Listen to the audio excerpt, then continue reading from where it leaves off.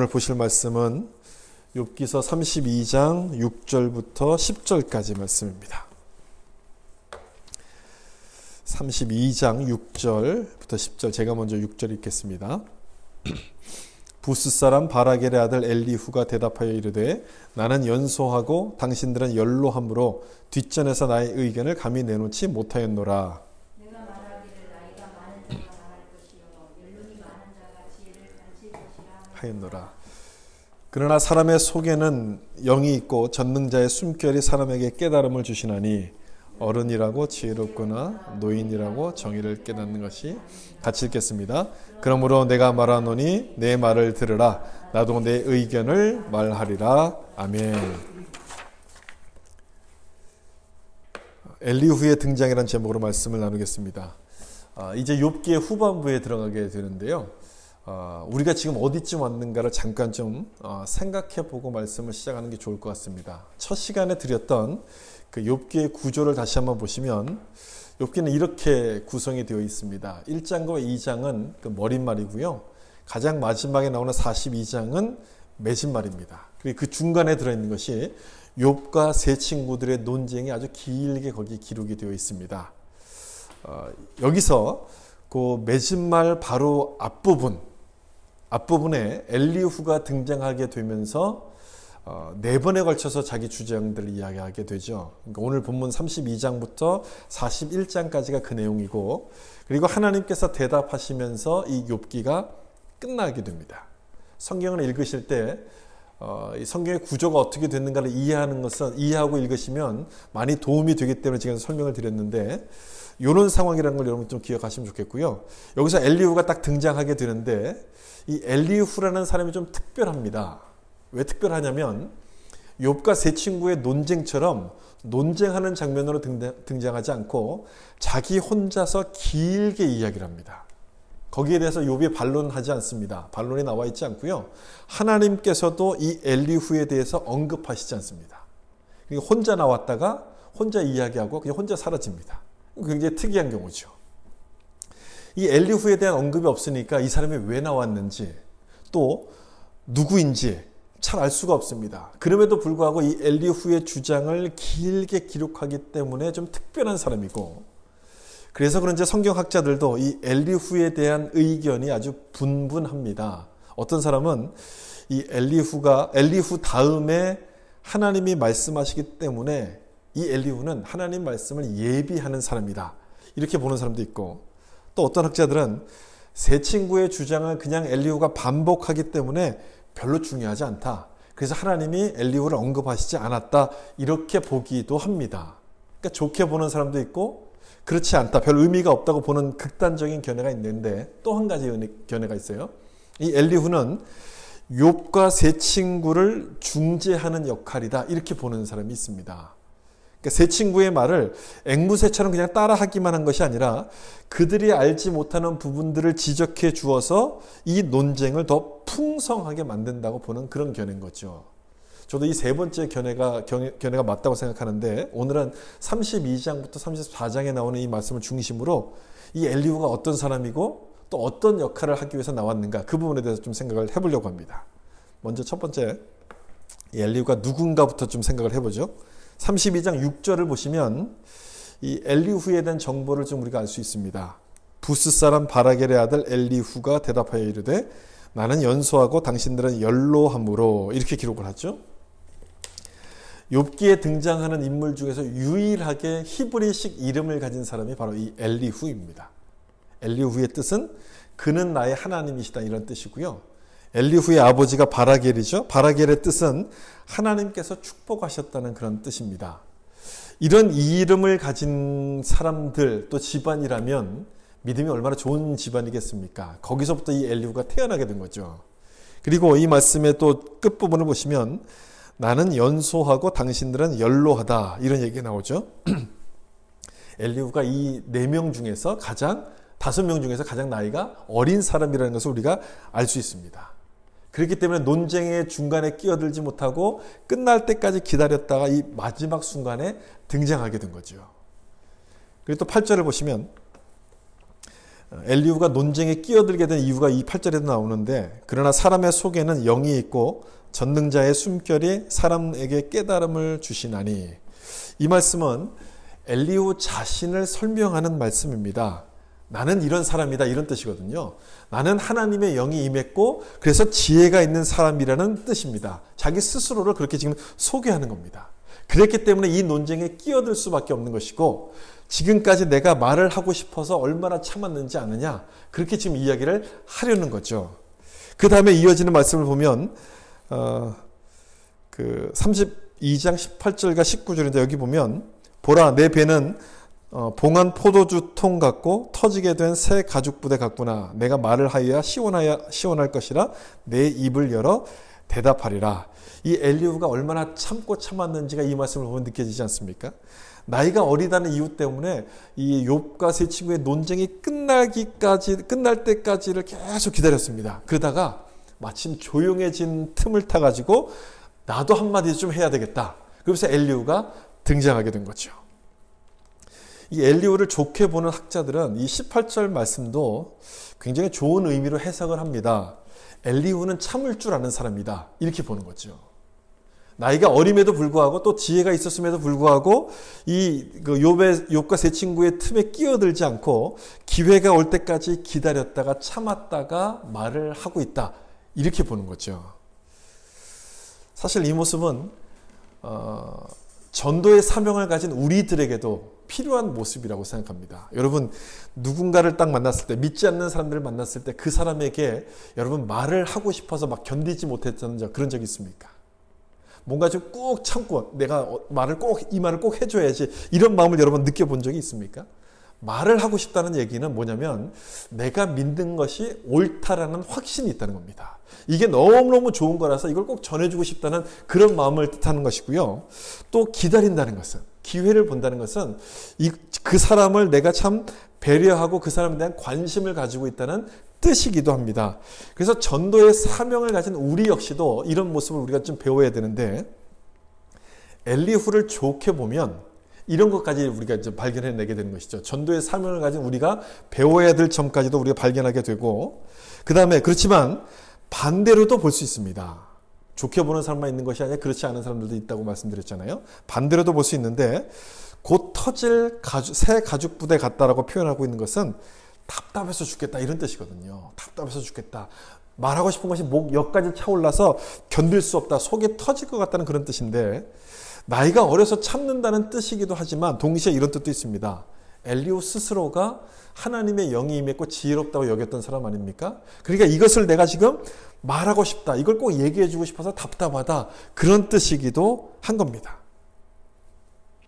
그런 엘리후가 볼 때 이 죄가 없다고 이야기하는 이 욥이 틀린 거죠. 틀렸기 때문에 내가 나서서 이 욥을 가르칠 수밖에 없다라고 지금 이야기를 여기서 하려는 겁니다.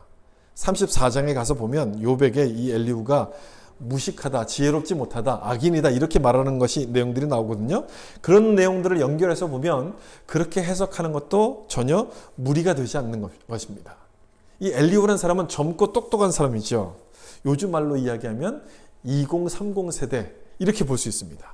그런 사람이 볼 때 나이에 많은 욥과 이 세 친구들이 얼마나 답답해 보였겠습니까? 하고 싶은 말이 너무너무 많았던 거예요. 엘리후가 또 어떤 사람인가를 알 수 있는 그 말씀이 또 나오는데 32장 2절과 3절을 보면 이렇게 되어 있습니다. 2절 제가 중간쯤부터 기록했는데요. 여기 보시면 엘리후가 화를 내니 그가 욥에게 화를 내면 욥이 하나님보다 자기가 의롭다며 또 세 친구에게 화를 내면 그들이 능히 대답하지 못하면서도 욥을 정죄함이라. 엘리후를 좋게만 해석할 수 없는 것이 바로 이 말씀 때문에 그렇습니다. 계속 화를 냅니다. 계속 화를 내요. 욥에게도 화를 내고 욥의 세 친구들에게도 화를 냅니다. 욥에게 화를 낸 이유가 뭡니까? 욥이 자기가 의롭다라고 하나님보다 의롭다고 말하기 때문에 화를 낸다는 건데 진짜로 욥이 그렇게 이야기한 건 아니라는 것을 우리가 알지 않습니까? 그렇게 이야기하지 않았음에도 불구하고 엘리후가 이해할 때는 그렇게 들렸다는 거죠. 그래서 하나님을 모욕한다고 생각해서 화를 막 내는 거예요. 그래서 세 친구들에게도 화를 내요. 왜 세 친구들에게 화를 냅니까? 욥이 틀린 말을 하는데도 불구하고 거기에서 정확한 답을 내리지 못하니까 막 화를 내는 겁니다. 그런 이유 때문에 엘리후가 이 논쟁에 끼어들게 되는 것인데, 여러분 화를 내고 있는 이 엘리후의 모습에서 엘리후가 어떤 사람이라는 것인지가 좀 나타나고 있지 않습니까? 화를 낸다는 것은 여러분 어떤 뜻이겠습니까? 뭐 젊어서 혈기가 왕성하다는 뜻일 수도 있겠지만 자기 생각을 옳게 여긴다는 뜻 아니겠습니까? 엘리후는 그런 사람이었습니다. 자기 주장이 굉장히 강한 사람이었습니다. 내 말이 맞는데 자꾸만 다른 사람들이 다른 소리를 하면 여러분 화가 나는 것 아니겠습니까? 바로 엘리후가 화를 낸다는 것은 바로 그런 의미라는 거예요.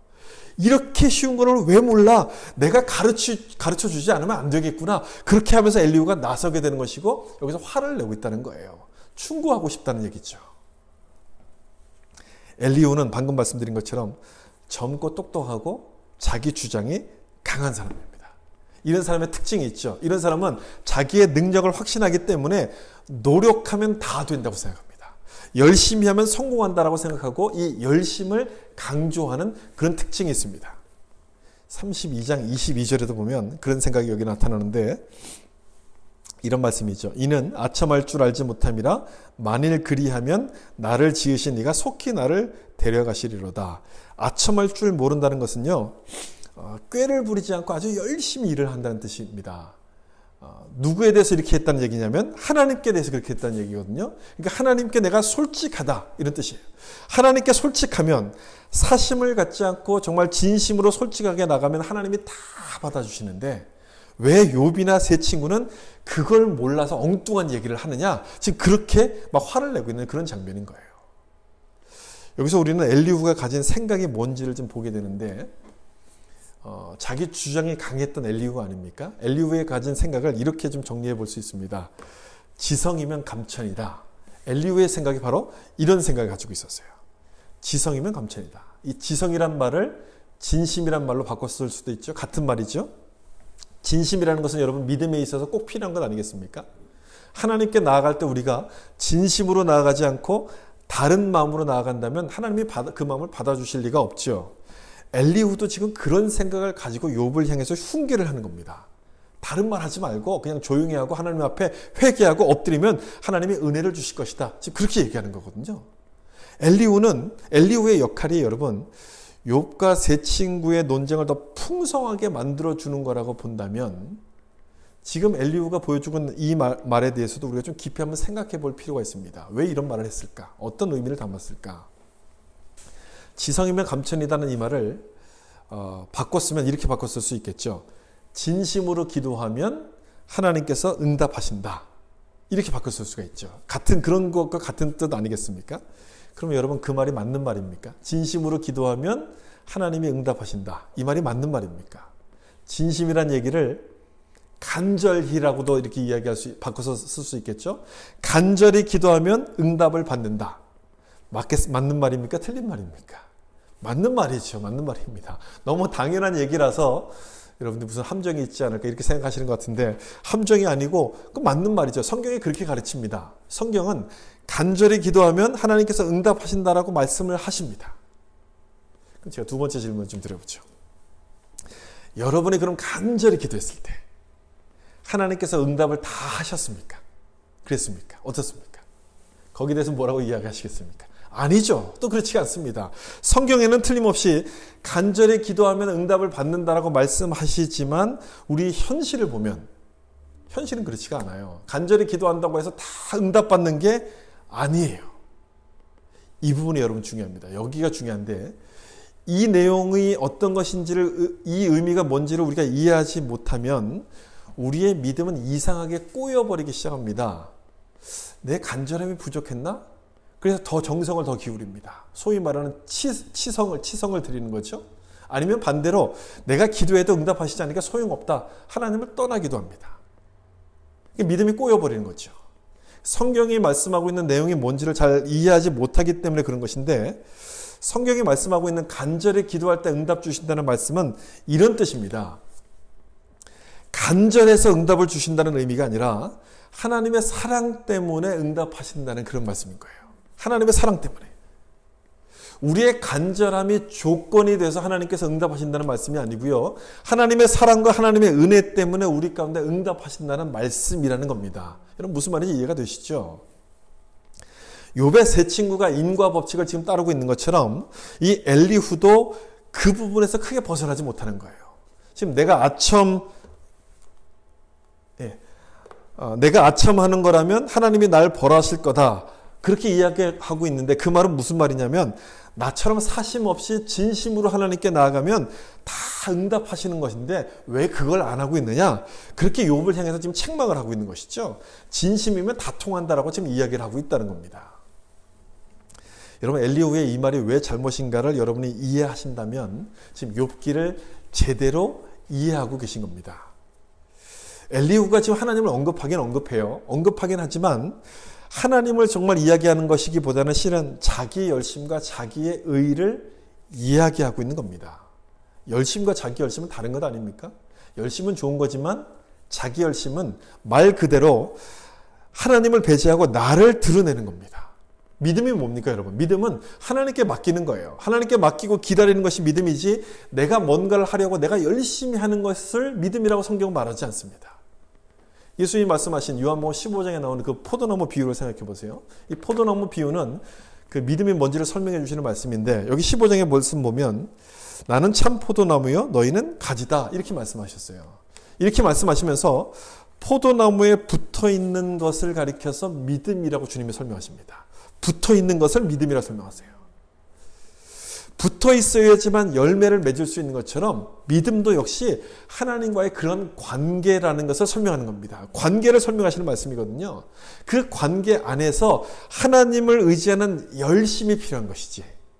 붙어 있지 않으면서도 내 혼자 열심을 낸다면 그거는 나를 나타내는 것이고 나를 자랑하는 것밖에는 되지 않는다는 말씀입니다. 그런 사람의 특징을 이 엘리후가 지금 보여주는 거예요. 그 특징이 뭡니까? 화를 잘 내는 거예요. 화를 잘. 내가 뭔가 할 수 있는 능력이 있으니까 열심히 하면 되는데 왜 그걸 안 하는 거야? 왜 그걸 못해? 그래서 막 화를 내는 거예요. 저 사람은 왜 교회를 다니는지 모르겠어. 저렇게 살 거면 왜 교회를 다니지? 교회를 다니는데도 왜 저렇게 살지? 왜 저렇게밖에 살지 못하지? 여러분 종종 우리도 이런 말을 하지 않습니까? 저 사람이 변하지 않는 것에 대해서 왜 내가 화를 냅니까? 왜 우리가 화를 냅니까? 그 이유가 뭡니까? 나 역시도 하나님과의 관계보다는 나의 열심을 더 의지하기 때문에 그렇습니다. 내 열심을 더 중요하다고 생각하기 때문에 그래요. 하나님께서 우리 삶에서 역사하신다는 것, 일하신다는 것을 믿으면 그렇게 할 수 없는데 내 열심을 앞세우고 내가 하려고 하다 보니까 자꾸만 화가 나는 거예요. 다른 사람을 향해서 자꾸만 화를 내는 거예요. 포도나무에 잘 붙어있는 그 가지를 내가 막 꺾어버리는 겁니다. 따라서 화를 낸다는 것은 여러분 그 상대방에 대해서 화를 내는 것, 그 상대방에 대해서 불평하는 것이 아니라 하나님에 대해서 하는 불평을 의미한다는 거죠. 하나님에 대해서 불평하는 겁니다. 그것 때문에 하나님께서는 욥이 옳다라고 말씀하셨어요. 욥의 세 친구나 엘리후에 대해서 아무런 말씀하시지 않고 욥의 손을 하나님이 들어주시게 되는 겁니다. 이 화를 낸다는 것, 뭔가 내 열심으로 하려고 한다는 그런 것을 의미하는 말인데 이 화를 내는 것이 우리의 역할이 아니라는 것을 이 말씀을 통해서 보면 우리가 확인할 수 있는데요. 고린도전서 13장입니다. 제가 찾지는 않을 텐데 고린도전서 13장 우리가 잘 아는 사랑장 아니겠습니까? 거기서 설명하고 있는 사랑이 뭡니까? 사랑은 오래 참는 겁니다. 기다리는 것. 이렇게 사랑을 설명하죠. 그리고 이 사랑장을 중심으로 앞뒤로 은사에 대한 말씀이 자리 잡고 있습니다. 그러니까 사랑을 중심으로 은사가 앞뒤에 이렇게 나타난다라고 볼 수도 있고 은사를 설명하는 말씀 중간에 사랑이 끼어 있다 이렇게 볼 수도 있습니다. 여러분 그렇게 한번 생각해 보세요. 은사를 설명하는 말씀 중간에 사랑이 끼어 있다는 이런 구조인데 이 구조가 그럼 의미하는 바가 뭐겠습니까? 뭘 설명하려고 중간에 사랑을 끼워놨을까요? 이 은사라는 것은 이것 아닙니까? 하나님이 우리에게 주신 능력입니다. 잘 사용하고 잘 유익하게 사용하라고 주신 능력이에요. 어떤 사람이 지혜의 은사를 받아서 똑똑하다면 그 사람 한 사람에게 혜택을 주는 게 아니라 그 주변에 있는 모든 사람들이 다 혜택을 받는 것 아니겠습니까? 고린도전서 13장이 그 중간에 끼어 있다는 것은 바로 그걸 얘기하는 거예요. 은사를 내가 맡은 은사를 가지고 사랑을 베풀어라 그 말씀인 거예요. 나에게 건강을 주셨다면 옆 사람의 짐을 좀 들어줘야 될 것이고 나에게 재물을 주셨다면 배고픈 사람에게 밥을 좀 사라 이런 뜻인 것이지 왜 그것도 못해? 왜 그렇게 열심히 일하지 않아? 나처럼 열심히 일해봐. 그럼 성공할 거야. 화를 내고 비난하지 말라는 그런 뜻이라는 겁니다.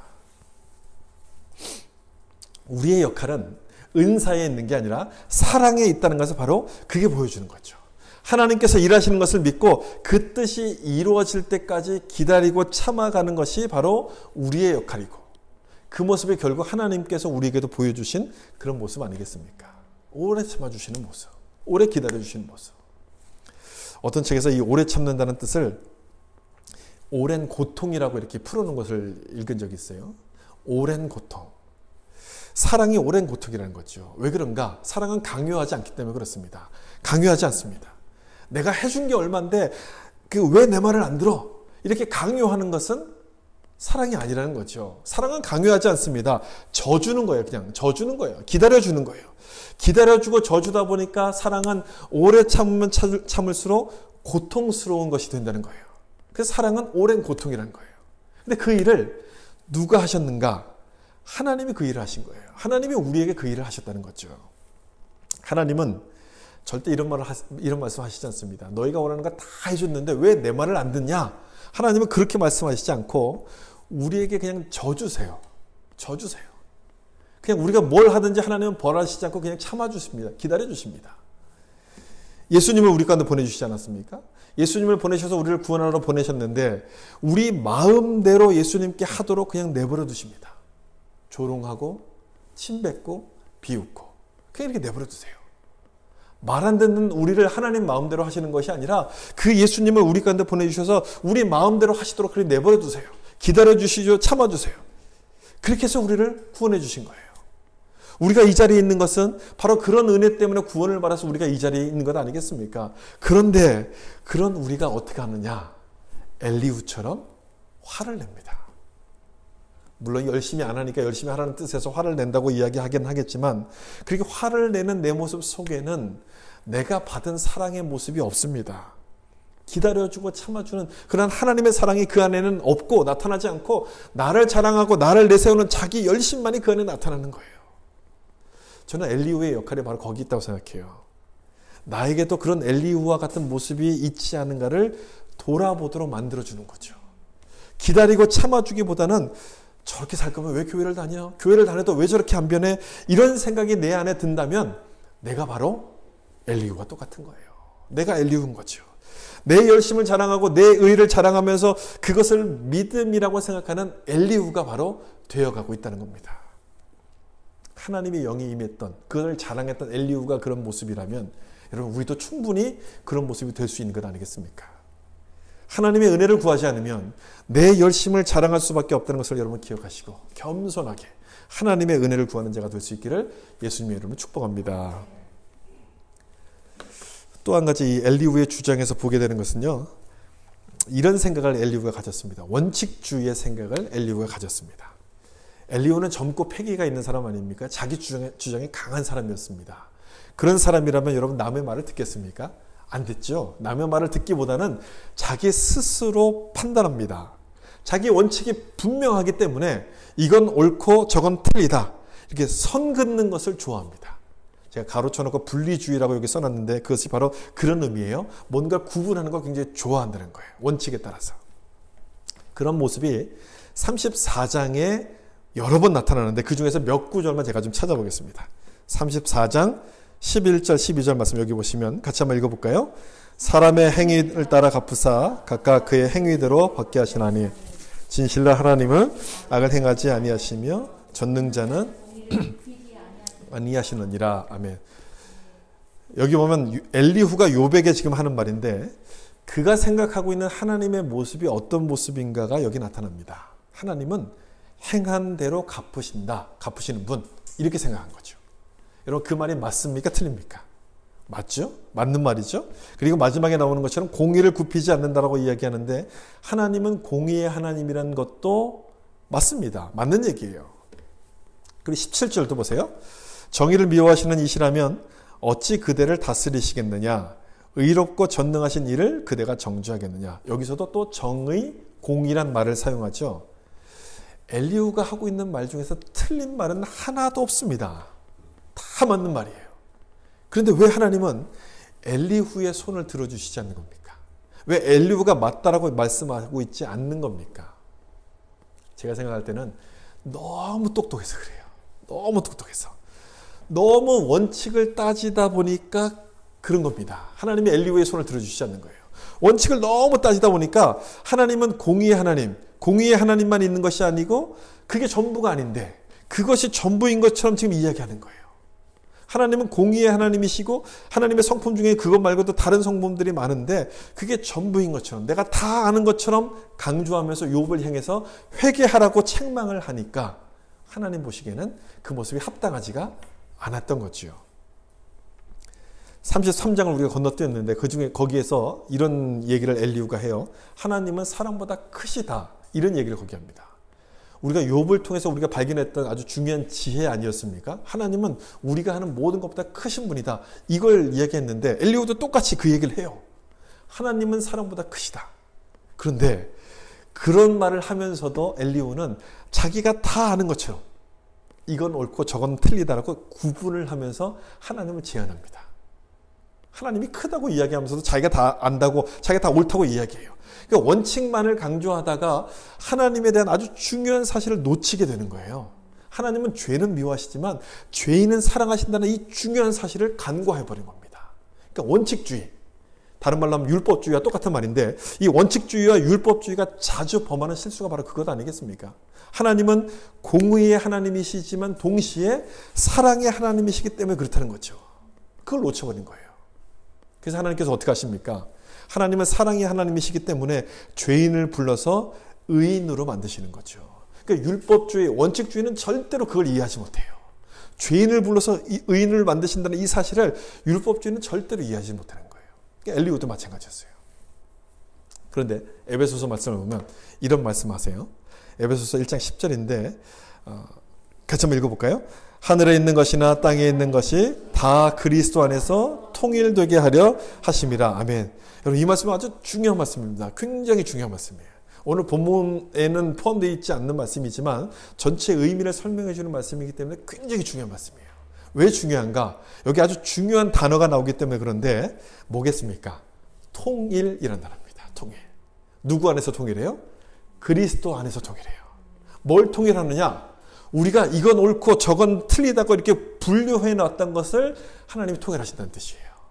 우리의 원칙에 따라서 우리는 자꾸 분리하고 이걸 구분하는데 이걸 하나님이 하나로 통일하신다는 겁니다. 다시 말하면 죄인을 부르셔서 이 죄인을 용서하셔서 의인으로 삼으신다는 그런 말씀이라는 거예요. 그런 의미에서 통일하신다는 뜻인 거죠. 죄인과 의인이 예수 그리스도 안에서는 하나라고 말씀하신다는 겁니다. 이걸 엘리후는 몰랐어요. 욥의 세 친구도 원칙과 이 법칙을 따르다가 이걸 놓쳤는데 엘리후도 지금 똑같은 실수를 하고 있는 것 아닙니까? 나를 자랑하고 내가 옳다고 여기는 사람들은 언제나 이런 실수를 하기 때문에 우리도 역시 우리 자신을 겸손하게 좀 돌아볼 필요가 있습니다. 우리도 조심해야 되는 부분이죠. 우리는 옳고 그름을 나누는 걸 굉장히 좋아합니다. 너는 옳고 나는 옳고 너는 틀리다. 이런 것처럼 우리는 맞는 사람이고 당신은 틀린 사람이다. 이렇게 구분하는 걸 굉장히 좋아하는데 하나님은요. 통일을 하시는 걸 좋아하세요.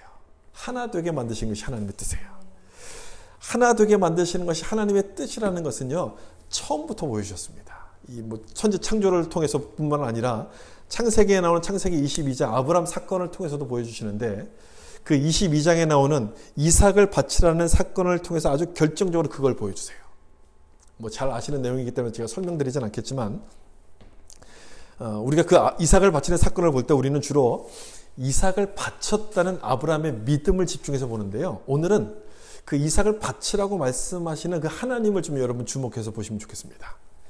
100세에 어렵게 이 아들을 하나님이 주신 것 아닙니까? 그런데 그 아들을 바치라고 하나님이 말씀하세요. 그 이유가 도대체 뭘까? 우리는 그 장면을 생각할 때 늘 이렇죠. 그렇게 바치라고 할 거면 왜 주셨어? 그냥 처음부터 주시지 말지. 주셨다가 빼앗을 거면 왜 주셨어? 우리는 늘 이렇게 생각하지 않습니까? 우리 머릿속에는 통일보다는 분리하는 것이 훨씬 더 익숙하기 때문에 그렇습니다. 우리에게는요. 죽음과 생명을 자꾸 분리해서 생각합니다. 하나님께 바치라는 얘기는 이삭이 죽는다는 얘기 아닙니까? 죽으면 끝인 거잖아요. 죽으면 끝인 거예요. 죽음과 생명이 통일돼서 하나라는 생각을 우리는 못하는 거예요. 그래서 주실 거면 왜 바치라고 이야기했어? 이런 생각을 먼저 해요. 근데 하나님께서 이 바치라고 말씀하시는 것은 뭐냐면 죽음과 생명이 하나라는 사실을 보여주기 위해서 이걸 바치라고 말씀하시는 거거든요. 하나님께 아브라함의 믿음이 위대했던 것은 바로 그 부분을 아브라함이 깨달았기 때문에 그렇습니다. 하나님께 이삭을 바치면 하나님이 다시 이삭을 살려주실 것이다. 다시 부활시키실 것이다. 하나님 안에서는 죽음과 생명이 하나라는 사실을 아브라함이 깨달은 거예요. 에베소서 1장에서 여기서 말씀하고 있는 것처럼 예수 그리스도 안에서는 이 모든 것들이 다 통일된다. 하나 된다는 것을 아브라함이 깨달았기 때문에 이 아브라함이 믿음의 조상으로 하나님이 세우시게끔 되는 거죠. 이 통일을 하는 것이 하나님의 일이거든요. 통일하는 것이 하나님의 일이라면 반대로 나누고 구분하고 분리하는 것은 누구의 일이겠습니까? 이게 세상의 일이고 사람의 일이고 사탄의 일인 거예요. 또 이것을 잘 보여주시는 말씀이 마태복음 16장에 나타나는 말씀인데 16장 23절이죠. 같이 한번 이 말씀 읽어보겠습니다. 시작. 예수께서 돌이키시며 베드로에게 이르시되 사탄아 내가 하나님의 일을 생각하지 아니하고 도리어 사람의 일을 생각하는도다 하시고. 여러분 어떤 장면인지 잘 아실 거예요. 베드로가 예수님은 그리스도시고 하나님의 아들입니다라고 이렇게 아주 멋진 고백을 했을 때 예수님께서 기쁘셔가지고 천국 열쇠를 너에게 줄 것이고 너 위에 교회를 세운다는 아주 엄청난 약속을 주셨잖아요. 그리고 그 말씀 다음에 예수님께서 십자가에서 죽으실 것을 예언하셨더니 베드로가 딱 나서서 내가 절대로 그런 일이 일어나지 않도록 막겠습니다. 그렇게 나서고 있을 때 책망을 하셨던 말씀이 바로 이 말씀입니다. 우리가 읽었던 이 말씀이에요. 여러분의 이 장면 속에서 예수님과 베드로 어느 쪽에 더 마음이 더 가십니까? 어느 쪽에 더 마음을 더 우리가 쉽게 더 이해할 수 있는 그런 마음일까요? 어느 쪽에 더 훨씬 더 우리가 더 이해가 갈까요? 솔직히 말씀드리면 이 베드로 아닙니까? 베드로는 나름대로 예수님을 생각하고 예수님을 향한 진심을 다해서 이렇게 말씀을 하신 것인데 베드로를 향해서 사탄이라니 예수님 너무하셨지 어떻게 그런 말씀하셨어요? 베드로에게 상처를 주신 말씀이야. 여러분 솔직히 이런 마음이 들지 않습니까? 그런 생각이 들지만 이 말씀을 통일, 하나됨이라는 측면에서 다시 한번 이 말씀을 좀 읽어보세요. 통일과 하나됨이라는 측면에서 이 말씀을 읽어보시면 베드로가 이해가 되는 것이 아니라 사탄이라고 말씀하신 예수님이 훨씬 더 이해가 될 겁니다. 하나님 안에는 죽음과 생명이 분리가 됩니까? 안 됩니까? 분리가 안 되는 거예요. 분리가 되지 않아요. 이삭을 바친 사건을 통해서 그걸 말씀해 주시지 않았습니까? 죽음과 생명이 하나님 안에서는 하나다, 통일된다는 것을 보여주셨어요. 근데 베드로가 그걸 이해하지 못한 거예요. 그걸 이해하지 못하고 예수님 절대로 죽으면 안 됩니다. 십자가의 길을 막는다고 나섰으니 하나님의 일을 생각한 것이 아니라 사람의 일, 사탄의 일을 생각하고 그 일을 따라가게끔 된 거예요. 그래서 책망을 받은 거예요. 그런데 이 베드로의 모습이 엘리후에게도 그대로 나타나는 거예요. 엘리후가 욥을 막 책망해요. 책망한 이유가 뭡니까? 이 사람이 실패했고 이 사람이 병에 걸렸고 이 사람이 망했기 때문에 책망하는 거예요. 이 사람이 지금 죽을 병에 걸렸기 때문에 책망하는 것이거든요. 실패한 걸 보니까 너는 틀림없이 하나님께 벌을 받는 게 맞다. 그래서 책망을 해요. 실패와 성공이 나눠지는 거예요. 죽음과 생명을 분리해서 생각하기 때문에 욥을 막 책망하는 거예요. 하나님은 어떤 상황 속에서도 합력하여 선을 이루시는 분이고 합력하여 또 통일되게 하시고 하나 되게 하시는 분이라는 사실을 이 엘리후가 깨닫지를 못했다는 거예요. 마지막으로 이것만 생각해보고 말씀을 좀 마쳤으면 좋겠는데요. 하나님께서 통일하신다는 것, 그것이 결국 우리에게는, 개인적으로 우리에게는 어떤 의미가 있는가, 이 부분만 좀 생각하고 말씀을 좀 마치려고 합니다. 그 의미를 잘 보여주는 말씀이 바로 여기 나오는 말씀인데 마태복음 16장 25절 말씀입니다. 우리 이 말씀도 같이 한번 읽어보겠습니다. 누구든지 제 목숨을 구원하고자 하면 잃을 것이요 누구든지 나를 위하여 제 목숨을 잃으면 찾으리라. 아멘. 여러분 이제 이 말씀이 조금 이해가 되지 않습니까? 통일이란 측면에서 보면 이 말씀이 무슨 말인지 이해가 될 거예요. 제 목숨을 구원코자 하면 이 사람은 왜 자기를 살려고 하는 겁니까? 죽음과 생명이 분리된다고 해서 살려고 하는 것 아니겠습니까? 그런데 이런 사람에게는 하나님의 은혜가 임하지 않는다는 거예요. 그러면 주님을 위해서 목숨을 잃으면 그리스도 안에서 통일된다는 것을 믿는 사람이라면 하나님의 은혜가 임하게 된다는 것을 말씀하시는 말씀 내용인 거예요. 그렇게 보면 이 말씀의 의미가 뭔지가 아주 분명해지는 거예요.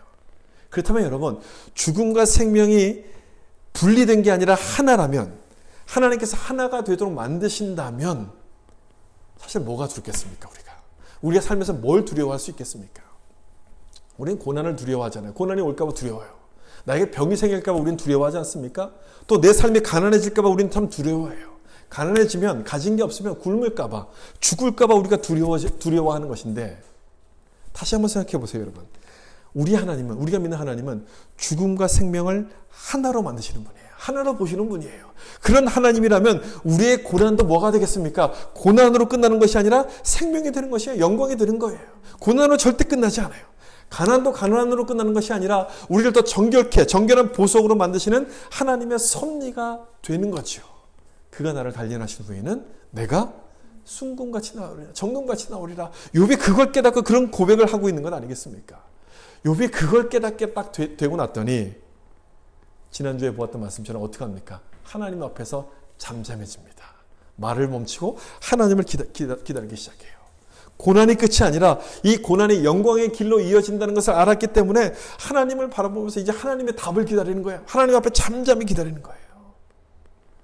여러분, 우리에게도 이런 믿음이 필요하지 않습니까? 불안하잖아요, 살면서. 초조할 때가 얼마나 많습니까? 염려가 생길 때가 얼마나 많습니까? 그래서 생각해 보세요. 왜 불안한 겁니까? 왜 초조한 겁니까?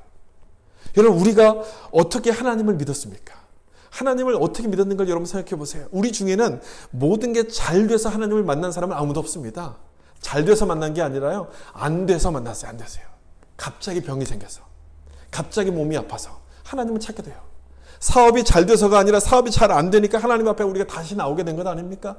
내가 하나님을 만난 것은 하나님 앞에 나오게 된 것은 답이 없었기 때문이고 세상에선 답을 찾을 수 없었기 때문인 거예요. 그걸 좀 기억해 보셔야 돼요. 내 마음이 불안할 때마다 여러분 그걸 기억해 보세요. 그걸 기억하라고 우리 가운데 고난이 찾아온 것 아닙니까? 불안하라고 고난이 찾아온 것이 아니라 그걸 기억하라고. 하나님 안에서는 죽음과 생명이 하나이고 하나님을 믿는 우리에게는 모든 것이 합력해서 선을 이루게 됨을 알라고 우리 가운데 이런 과정들을 하나님이 허락하시는 거예요. 그 믿음을 가지면 불안이 없어지는 거예요, 여러분. 그 믿음을 가지면. 절대 하나가 될 수 없는 것 아닙니까? 죽음과 생명이 어떻게 하나가 됩니까? 실패와 성공이 어떻게 하나가 됩니까? 하나가 될 수 없는 것인데 하나님의 이 두 가지를 하나로 묶으시는 거예요. 하나로 만드시는 거예요. 그런 하나님이신 것을 믿으면 불안이 사라져요. 근심과 걱정이 사라지고 기쁨과 찬송이 되고 하나님 앞에 감사하는 삶이 이어지게끔 되는 거예요. 욥기를 나누는 것은 바로 욥기가 그걸 말씀하기 때문에 그렇습니다. 그리고 우리에게 그런 믿음이 필요하기 때문에 이 말씀을 나누는 거예요. 그런 믿음, 죽음과 생명, 실패와 성공, 가난과 부요, 이것은 분리가 된 것이 아니라 하나님 안에서 얼마든지 하나가 된다는 것을 볼 수 있는 믿음, 그 믿음이 필요하기 때문에 이 욥기 말씀을 나누는 거예요. 그러면서 계속 이 말씀을 나누는 동안 제가 이 말씀을 드리지 않았습니까? 예수 믿는 우리는 죽을 것 같아도 죽지 않습니다. 망할 것 같아도 망하지 않아요. 사방으로 우겨쌈을 당해도 우리가 쌓이지 않고 답답한 일을 당해도 우리 낙심하지 않습니다. 왜냐? 예수의 생명이 우리 안에 있기 때문에. 예수 안에 있는 자는 이 모든 것들을 다 하나로 묶으시기 때문에 절대 하나가 될 수 없다고 생각하는, 나를 불안하게 만들고 나를 걱정시키게 만드는 그 모든 것들을 하나님은 하나로 만드시기 때문에 우리는 절대로 망하지가 않게 되는 겁니다. 여러분, 이걸 믿으셔야 되는 거죠. 엘리후는 그걸 몰랐습니다. 엘리후는 그걸 몰랐지만 욥은 그걸 알았어요. 그럼 우리는요, 여러분은요, 욥기를 읽고 있는 우리들도 욥기를 읽고 있다는 것은 우리가 그거를 깨달았다는 것 아니겠습니까? 그런 은혜가 여러분과 함께 하시길 축복합니다. 하나님의 사람에게는 실패와 성공이 하나 된다는 것을 여러분 믿으셔서 오늘도 믿음으로 한 주간 살아갈 수 있기를 예수님의 이름으로 축원합니다. 기도하겠습니다.